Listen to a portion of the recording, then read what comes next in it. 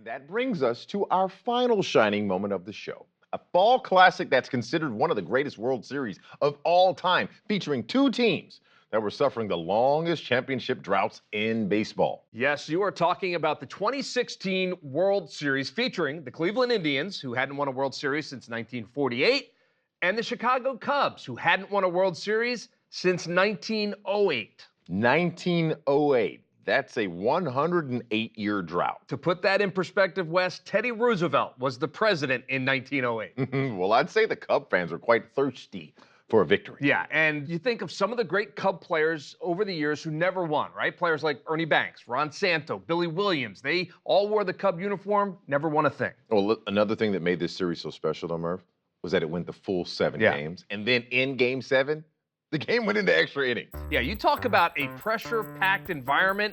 They had it all for this. Indeed, the game was in Cleveland, and as it turned out, Chicago scored 2 runs in the top of the 10th. And then Cleveland could only muster 1 run in the bottom of the 10th. Chicago won the World Series. Finally.